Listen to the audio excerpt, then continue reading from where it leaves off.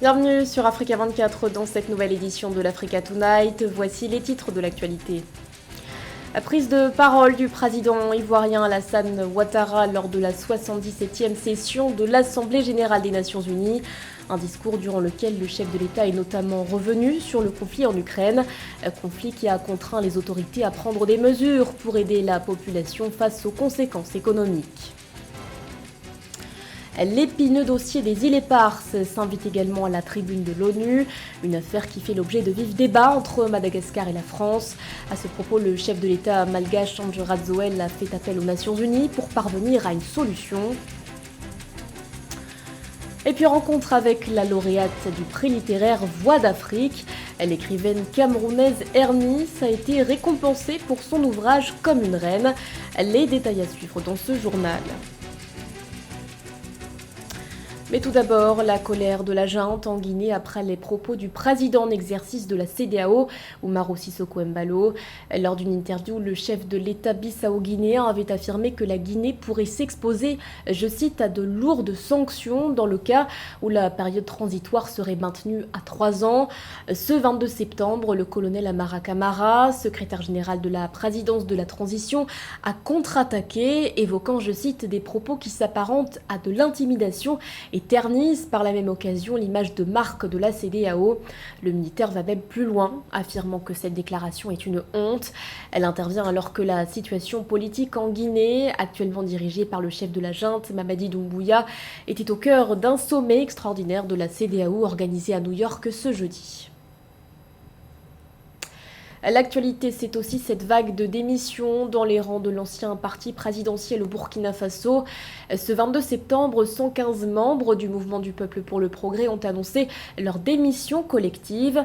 Une décision annoncée par Alpha Bari, ancien ministre des Affaires étrangères.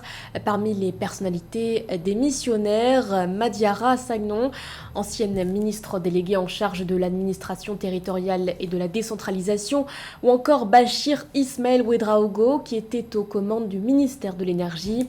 D'après une source locale, ces démissionnaires entendent créer un nouveau parti politique. La même source précise par ailleurs que d'autres démissions pourraient avoir lieu au sein du MPP. La 77e session de l'Assemblée générale de l'ONU se poursuit à New York. Ce 21 septembre, la journée a été marquée par plusieurs prises de parole, dont celle du président ivoirien Alassane Ouattara, qui a notamment évoqué la guerre en Ukraine et son impact sur l'économie nationale. Une situation qui a contraint le gouvernement à réagir. Les autorités ont en ce sens subventionné les prix des produits pétroliers et du blé à Meneji.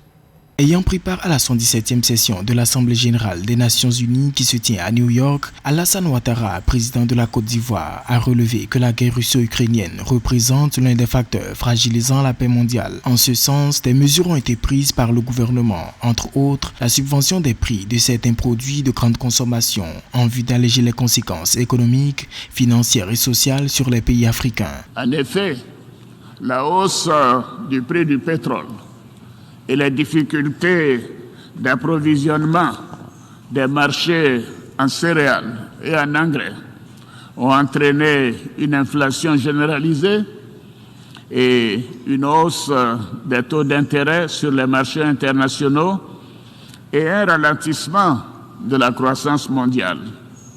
Ainsi, pour plusieurs pays africains, ce conflit s'est traduit par une difficulté à financer leurs économies et une augmentation des prix des produits de première nécessité et même des cas de famine en raison de leur dépendance aux céréales et aux engrais en provenance d'Ukraine et de Russie. À l'occasion du sommet tenu mercredi 21 septembre sur la sécurité dans le Sahel et le Golfe de Guinée, en marge de la session, le président ivoirien n'a pas manqué d'appeler à la libération immédiate des 46 soldats ivoiriens détenus au Mali et d'encourager les autorités maliennes à organiser les élections en 2024.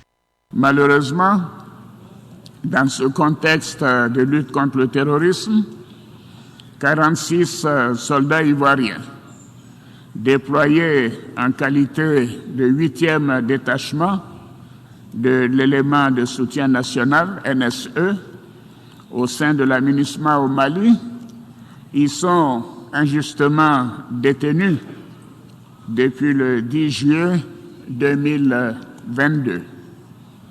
J'appelle à nouveau à leur libération sans délai.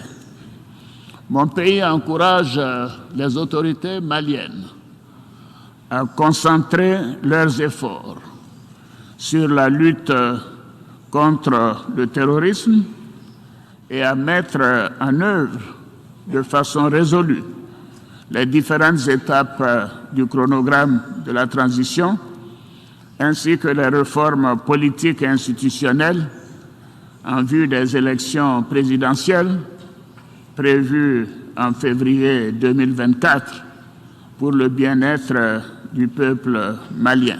Depuis toujours, la Côte d'Ivoire participe activement aux opérations de paix sous la bannière de l'ONU. Prenant pour exemple la mission multidimensionnelle intégrée des Nations Unies pour la stabilisation au Mali, MINUSMA, et la mission des Nations Unies en République centrafricaine, MINURCA, le président ivoirien loue le sacrifice consenti par les pays contributeurs de troupes, exhortant à un besoin d'engagement de tous dans la lutte contre les groupes terroristes armés. Lui aussi s'est exprimé devant la tribune de l'ONU. Le président malgache Andry Rajoelina est revenu sur la question des îles éparses administrées par la France et que Madagascar revendique.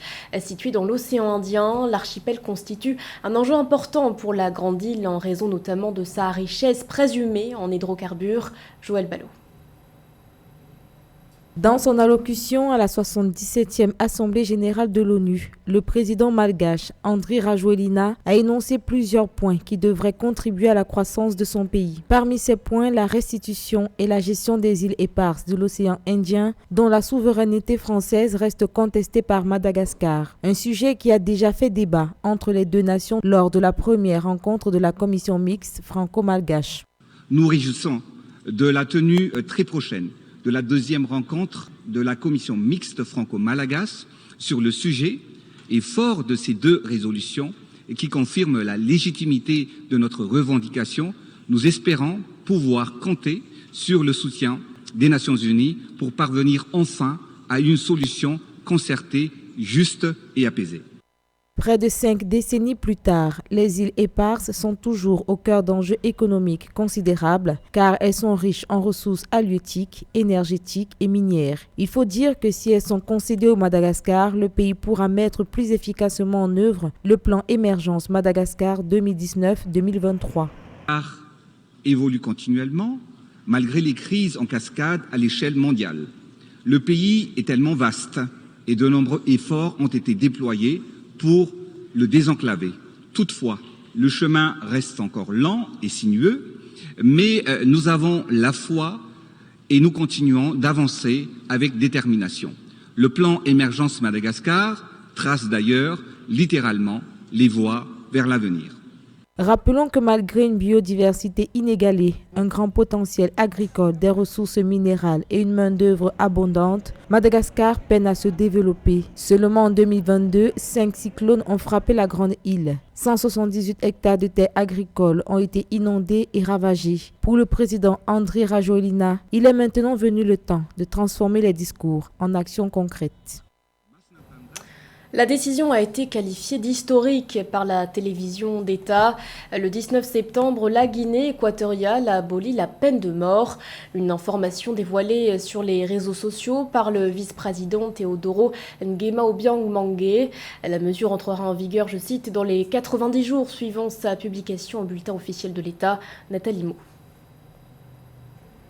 Pour une Guinée équatoriale meilleure, le président de la République Teodoro Obiang Nguema Mbassoko a aboli la peine de mort le 19 septembre 2022. Un moment historique pour le pays, selon le vice-président Teodoro Obiang Mangue, qui a rendu l'information publique sur Twitter. C'est la concrétisation d'un processus engagé en 2019, une avancée dans le sens du respect des droits de l'homme, saluée par la haut-commissaire des Nations Unies aux droits de l'homme par intérim, Nada Al-Nachif. La Guinée équatoriale est désormais le 25e pays africain à avoir aboli cette sentence judiciaire jugée incompatible avec les principes fondamentaux de l'humanité. Dans son souci d'intégration à l'international et multilatéral, notamment dans les logiques de grands ensembles géopolitiques, ce régime a envie justement de multiplier ses partenaires. et fait face donc à des conditionnalités. Et on peut comprendre par là cette accession-là à une nouvelle phase du code pénal qui est ainsi améliorée et modernisée, notamment l'abolition de la peine de mort. La suppression de la peine capitale en Guinée équatoriale va entrer en vigueur dès décembre 2022 selon la loi. Les autorités équato-guinéennes doivent encore cependant mettre fin à la torture et à la détention extrajudiciaire par les organes de l'État, une autre promesse du gouvernement formulée depuis 2014. On peut espérer que ceci sonne le glas d'une nouvelle donne qui va permettre d'améliorer notamment l'état de droit en général et plus loin la démocratie, notamment le partage des responsabilités ou la séparation des pouvoirs. Et donc, on peut espérer qu'au niveau de la justice, on aura des juridictions ou une justice beaucoup plus indépendante. Le Parlement de la Guinée équatoriale a adopté l'abolition de la peine de mort le 17 août 2022 par 99 députés sur 100 que compte la Chambre législative. La dernière exécution de 9 condamnés à mort a été effectuée en 2014 dans le pays. Depuis, un moratoire temporaire sur l'application de la peine capitale avait été instauré. Dans quelques jours, les élèves togolais seront de retour sur le chemin de l'école. À l'approche de la rentrée scolaire, le gouvernement a décidé de plafonner le prix des fournitures scolaires. Une disposition prise par les autorités en vue de soutenir les ménages affectés par la hausse des prix. Samantha Sabero-Saboumonga.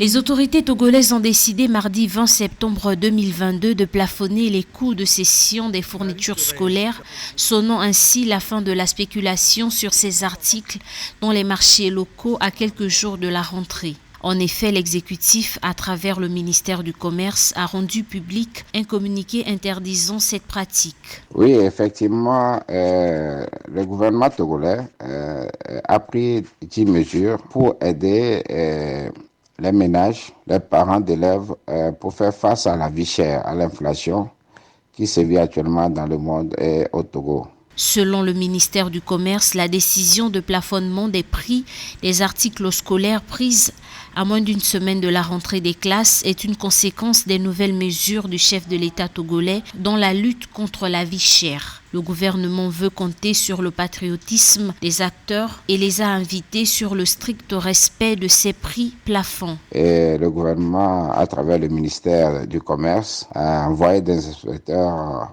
partout sur les marchés pour contrôler les prix afin que les fournitures scolaires ne s'envolent pas, pour que ce soit hors de portée, ce qui permettra pas aux élèves de pouvoir reprendre les classes. Notez que le gouvernement a accordé aussi quelques milliards en enseignement public pour aider les parents d'élèves afin d'acheter justement les fournitures scolaires.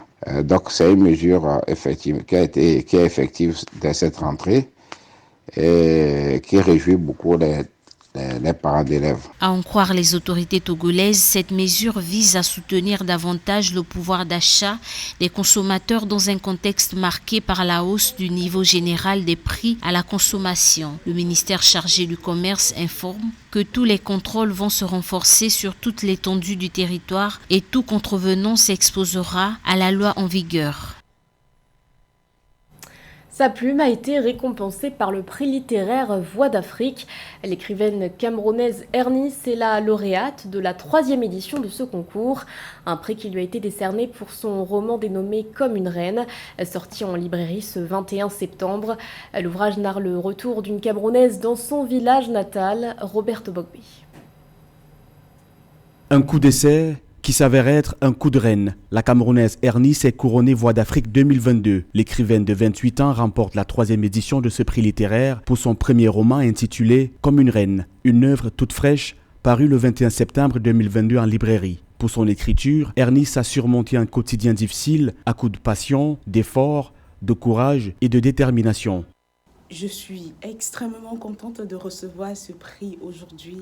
Alors, mais quelle belle récompense. Ce livre, je l'ai écrit en 3 ou 4 mois. Et quand je décide de l'écrire, je n'ai aucun moyen pour supporter le quotidien. mais je me lance quand même, je me dis, je poursuis ma passion, je l'écris. Comme une reine, c'est l'histoire d'une jeune femme camerounaise qui quitte la ville de Douala au Cameroun pour s'installer à Bangang, une ville proche de Mbouda dans l'ouest du pays. Dans cette localité, elle va renouer avec la glorieuse histoire de sa famille. Au fil des échanges avec les populations du village, elle découvre qu'elle est issue d'une longue génération de femmes puissantes. L'histoire se déroule vraiment au cœur de la chefferie Bamileke. La femme est vraiment au cœur du roman puisqu'il s'agit de raconter ce que veut dire être femme en pays Bamileke. Il s'agit de parler de la reine-mère et toutes les autres femmes. C'est la tradition et la modernité qui se rencontrent, qui ne s'opposent pas. C'est une histoire de transmission, de questionnement sur l'identité. Quand tu viendras chez moi. Sous un air de slam, la passionnée des lettres et de rimes qu'est Clémence Lonsi, alias Ernest, son nom de scène, compte aussi un album EP sous le titre Malengue. Lauréate du prix littéraire national Jeune auteur du Cameroun, édition 2017, catégorie poésie, elle a donc plusieurs cordes à son arc. De la poésie au roman, elle a tout aussi le secret pour rythmer les mots qu'elle aime tant. Lauréate Voix d'Afrique 2022, Ernest succède à l'Ivoirien Yaya Diomandé et le Congolais Fanatiki. Ce journal a été réalisé par l'ensemble de la rédaction. Merci de votre fidélité. L'actualité continue sur Africa 24.